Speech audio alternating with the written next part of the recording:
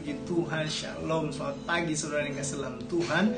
Kembali kita dalam program Setiap Pagi Bersama Tuhan. Artinya setiap pagi bersama Tuhan adalah setiap pagi bersama dengan firman Tuhan. Senang berjumpa kembali bersama dengan saudara.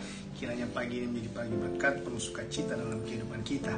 Mari kita berdoa, kita siapkan hati kita untuk kita mendengar renungan pagi pada pagi hari ini. Bapa, dalam nama Tuhan Yesus Kristus, kami bersyukur pagi hari ini kami ada sebagaimana kami ada, semua karena anugerah Tuhan. Dan terima kasih penyertaan Tuhan sepanjang hari, sepanjang malam. Dan ke dalam tangan-Mu kami serahkan sepanjang hari ini. Tuhanlah yang menjaga, memberkati, dan melindungi kami dan kuasa Roh Kudus. Karena itu Tuhan, biarlah firman-Mu boleh menerangi hati kami, jadi pegangan buat kami, sehingga sepanjang hari lewat kuasa firman-Mu kami diingatkan, dikuatkan, dinasihati, diajar, ditegur, dan juga diberkati lewat kuasa firman-Mu. Di dalam nama Tuhan Yesus Kristus, sehingga yang lemah dikuatkan, yang sakit disembuhkan, yang beban berat diberi kelegaan, yang putus asa diberi pengharapan yang baru. Dan lewat kuasa firman-Mu kami berjumpa dengan Tuhan. Orang yang berjumpa dengan Tuhan, dia akan cakap menanggung segala perkara. Haleluya, amin, amin, haleluya, puji Tuhan. Saudara yang dikasih dalam Tuhan, pagi hari ini tema kita adalah kasih dapat merubah hidup. Saya ulangi sekali lagi, tema kita pagi hari ini kasih dapat merubah hidup. Nah, saudara yang dikasih dalam Tuhan, pembacaan kita terambil dari Yohanes pasalnya yang ketiga. Yohanes pasal ketiga, ayatnya yang ke-16 dan ayatnya yang ke-17. Yohanes pasal ketiga ayat 16 dan ayat 17. Karena begitu besar kasih Allah akan dunia ini, sehingga Ia telah mengaruniakan anaknya yang tunggal, supaya setiap orang yang percaya kepadanya tidak binasa, melainkan beroleh hidup yang kekal.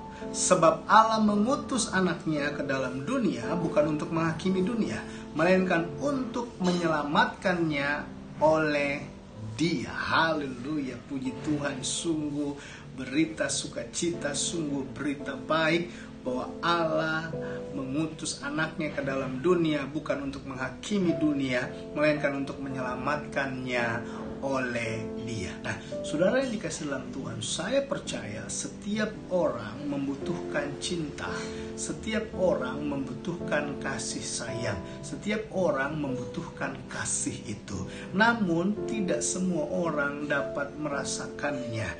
Nah, saudara yang dikasih dalam Tuhan, yang terbaik adalah bukanlah yang meminta, namun yang memberi. Saya ulangi sekali lagi, yang terbaik adalah bukan yang meminta, namun yang memberi. Allah memberikan yang terbaik dengan memberi. Allah memberikan yang terbaik dengan memberi.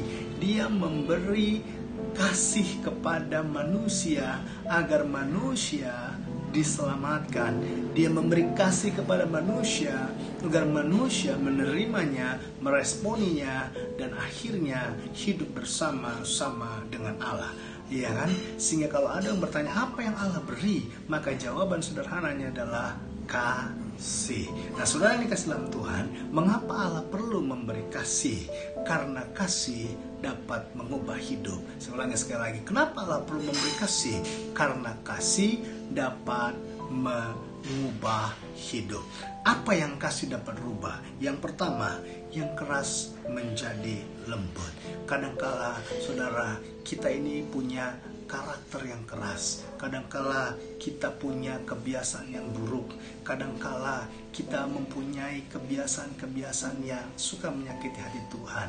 Tapi karena Tuhan begitu kasih kepada kita, sehingga Ia mengubah karakter kita yang tadinya keras menjadi lembut, merubah karakter kita yang tadinya buruk menjadi baik. Kenapa? Karena Allah begitu sabar, karena Allah begitu setia dalam menyelamatkan kita. Allah begitu setia dalam menarik kita dari lumpur dosa, sehingga akhirnya kita bersama-sama dengan Allah hidup di dalam keselamatan dan terang firman-Nya.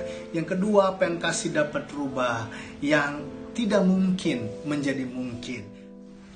Menurut orang yang tidak percaya, Mustahil Allah turun dari sorga, namun Allah membuktikannya. Nah, saudara yang kasih dalam Tuhan, yang kedua adalah yang tidak mungkin menjadi mungkin.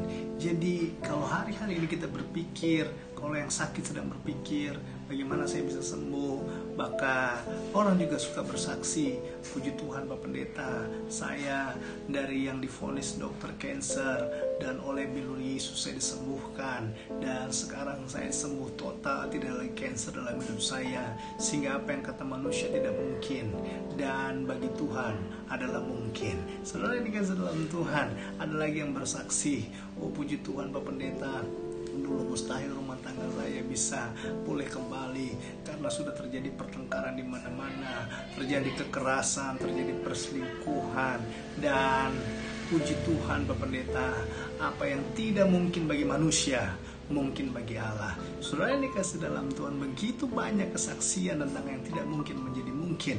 Dan bukan hanya itu, saudara yang dikasih dalam Tuhan, karakter pun bisa dirubah oleh Tuhan. Sikap kita yang buruk pun bisa dirubah oleh Tuhan. Hari ini kalau engkau merokok, engkau bisa berhenti merokok, karena bagi Tuhan tidak ada perkara yang mustahil. Kebiasaan-kebiasaan burukmu, pikiran-pikiran pornografimu bisa dirubah oleh Tuhan.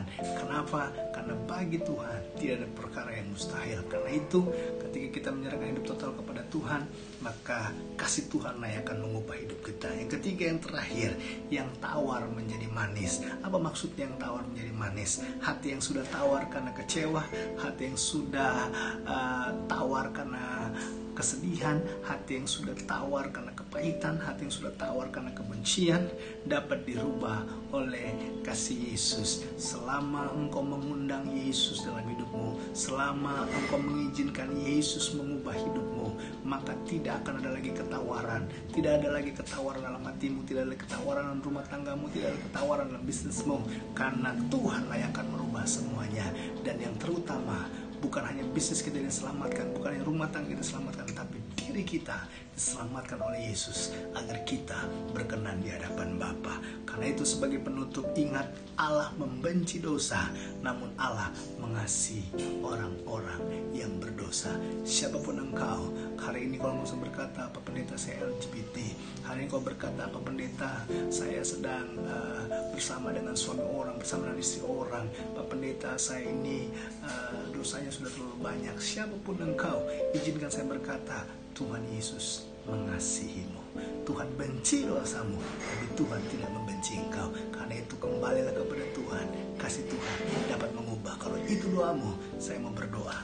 Bapa, dalam nama Tuhan Yesus Kristus, hari ini ada yang menyaksikan program ini dan mereka mau berubah. Mereka mau menerima kasih Tuhan. Karena itu Tuhan, nama berdoa dalam nama Yesus. Mereka yang LGBT, mereka yang saat ini hidup dalam perselingkuhan, mereka yang saat ini dalam rumah tangga yang terjadi kekacauan, mereka yang saat ini hidup dalam hutang, Amba doa dalam nama Yesus, bila kasih Tuhan mengubah hidup mereka, sehingga yang keras menjadi lembut, karakter kebiasaan buruk yang jahat dirubahkan, yang tidak mungkin menjadi mungkin, karena kuasa Tuhan yang menjamah, yang tawar menjadi manis, hati yang tawar, yang kecewa dirubah oleh Tuhan, oleh kasih Yesus, sehingga akhirnya hidup mereka dengan penuh kedamaian dan sukacita. Terima kasih Bapa, di dalam nama Yesus kami berdoa. Haleluya, haleluya, amin. Sampai jumpa dalam program selanjutnya. Setiap pagi bersama dengan Tuhan. Ingat, setiap pagi bersama dengan Tuhan artinya setiap pagi bersama dengan firman Tuhan. Dan saya percaya sepanjang hari penuh dengan sukacita. Haleluya, amin.